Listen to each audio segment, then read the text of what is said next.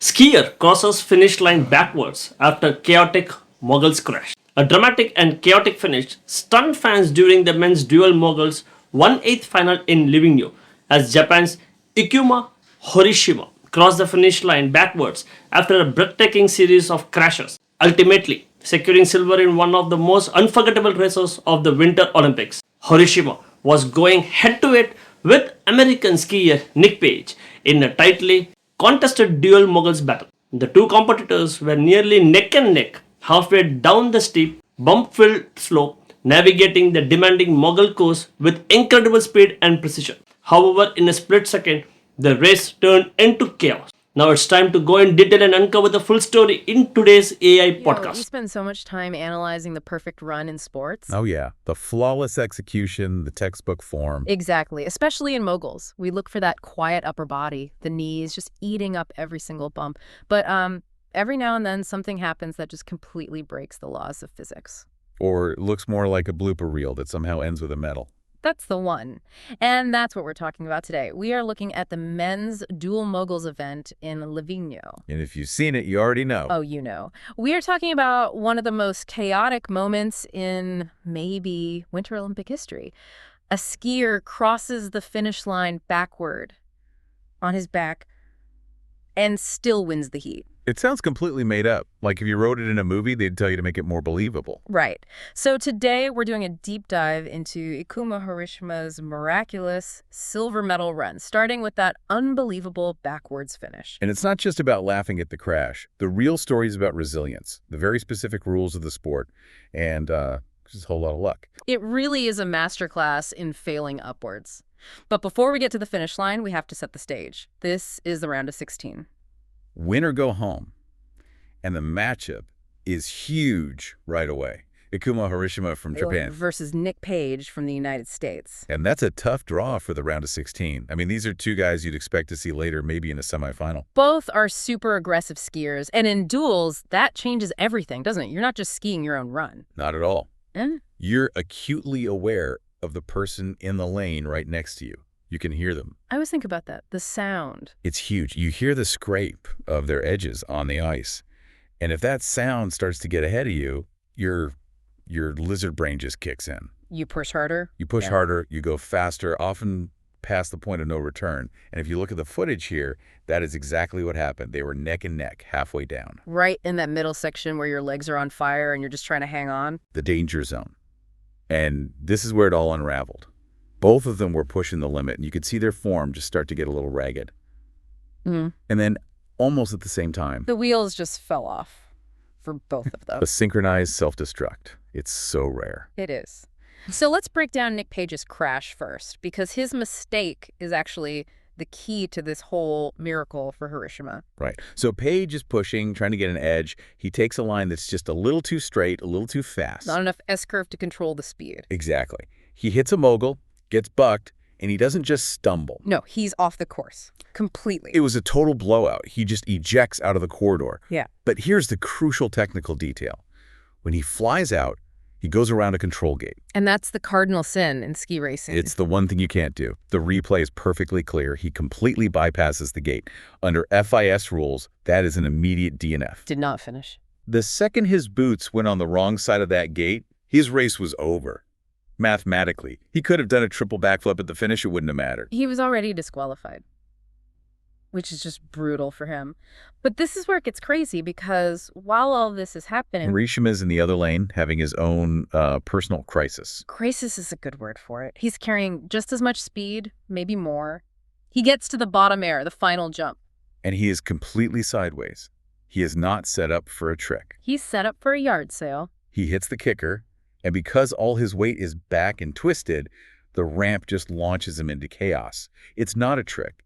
It's what the analysts called an unintentional midair flip. I love that phrase, an unintentional flip. It perfectly describes it. He's airborne, he's upside down, he has no idea where the ground is, he's just a projectile. And 99 times out of 100, that ends badly. A faceplant, a DNF, something worse. But this was that one time. So what happens? How does he land? He hits the landing hill hard, but he lands on his side and his back, and the snow is packed just right. He doesn't dig in, he bounces. He bounces back onto his feet? Well, sort of. He bounces back into a vertical position, but all that rotational energy is still there. So he pops up, facing uphill. Wait, what? He's looking back at the jump he just flew off of. He's sliding on his skis backward. Okay, so let's freeze frame this. Nick Page is off the course, DNF, Right. and Ikuma Horishima is on his skis, sliding backward at like 20 miles an hour towards the finish line. And still moving fast. That's the key. Yeah. Momentum doesn't care which way you're facing, so he just keeps sliding. This is where the rulebook comes in, because normally a crash like that would kill your score. Or your score would be garbage. 0 points for the air, huge deductions for the fall, for the turns. If Page had just stayed on his feet and skied down slowly, he would have won. But he didn't. He was already DNF. Precisely. And in a duel, if one skier gets a DNF, the other skier just has to finish. It doesn't have to be pretty. It can be the ugliest run in history. As long as you cross that line and your run is considered valid, you win. So when Horishima slid across that line, backward. The clock stopped. He satisfied the condition. He finished. Cage did not. Horishima wins by default. The ultimate technicality. He won because he failed slightly less catastrophically than the other guy. That's match play in a nutshell. You just have to beat the person next to you.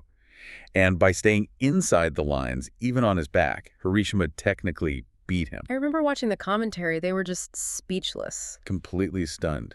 I think they said something like a race for the ages, but you could hear the total confusion. They were expecting a rerun or something. But the rules are the rules. The rules are the rules. One DNF, one finish. The finisher moves on. So he survives, but now he has to go all the way back up the mountain. And that, to me, is maybe the most impressive part of this whole thing. Right. Your adrenaline is shot. You just had this near-death experience, and you have, 15 minutes to get ready for the quarterfinal? How do you even reset your brain from that? Do you ski more conservatively? You can't. If you ski safe in an Olympic quarterfinal, you're going home. You just can't. You have to somehow get back in that start gate and trust your skis again right after they almost killed you. But he did it. He went through the quarters. He won his semifinal. He got it back together. He did. And that just speaks to his experience, a veteran mindset. He probably got to the bottom, had a laugh about it, and just flipped a switch. Back to competition mode. He didn't let the chaos from that one run infect the rest of his day. Oh, he cleaned it up. He skied fast, he skied technical, and he punched his ticket to the gold medal match. Which is an incredible story of resilience on its own. To go from sliding backward to skiing for gold. It's a mental fortitude that you just can't teach. But now, he's up against the final boss. The king, Michael Kingsbury of Canada, the greatest of all time. So if you're Horishima, standing next to him, you know a safe run is not going to do it. Not even close. Kingsbury just doesn't make mistakes. To beat him, you have to push him. You have to redline it and hope he cracks. And we've seen where redlining it can lead. We have. And tragically, the story kind of repeated itself. Horishima knew he had to go for it. He came into that bottom section hot. Too hot. Way too hot. Again, he was chasing speed, trying to beat Kingsbury to the line. And just like in the race against Page, that speed compromised his setup for the bottom jump. Don't tell me he crashed again. Not quite, but he blew the takeoff. He couldn't get a clean jump. And against a guy like Kingsbury, a mistake like that, it's over. You lose too many points. It's an insurmountable gap. Kingsbury skis a clean run, and he takes the gold. So the very aggression, the speed that created the chaos that saved him in the round of 16. It was the same aggression that cost him the gold medal in the final. Wow. The irony. The chaos giveth and the chaos taketh away. He lived by the sword of high speed, and in the end, he died by it. But he still walked away with a silver medal. Which is just a massive, massive win when you think about it. He should have been packing his bags and watching from the stands 2 hours earlier. That's the right perspective. He basically got eliminated, was granted a second life by the rulebook, and turned it into an Olympic silver. It shows so much grit. He didn't let one spectacular mistake define his day. He scrambled, recovered, and made the absolute most of his second chance. It really makes you think about what we remember in sports. We say we want perfection. Right, we want the perfect 10. But the runs we talk about for years and years are the messy ones, the chaotic ones. Absolutely. Nobody remembers a standard clean win in the round of 16. Everybody remembers the guy who slid across the finish line backward. It becomes part of the sport's lore. It reminds you that these athletes are operating right on the absolute edge of control. That's the key takeaway for me. In a timed solo run, Horishima is out. In a head-to-head bracket, he survives. It's a different game, You're playing the opponent, not just the course. Sometimes you just have to be the last one standing. Which brings up a final thought here. As fans, what do we actually connect with more? Do you think we respect that miracle save silver more than a clinically perfect gold? That's a great question. I think we connect with it more. Perfection can feel a little alienating sometimes. We admire a perfect run, but we can't really relate to it. But we can relate to crashing and burning and somehow still getting the job done. Exactly. It's the human element. Horishima's silver wasn't clean, it wasn't perfect, it was messy and flawed and chaotic. The failing upwards silver medal. It's the human medal. And I think that's why we'll be talking about this run for a long, long time. I love that, the human medal. Well, if you haven't seen the footage, you absolutely have to go find it. Search Horishima backward finish Livigno.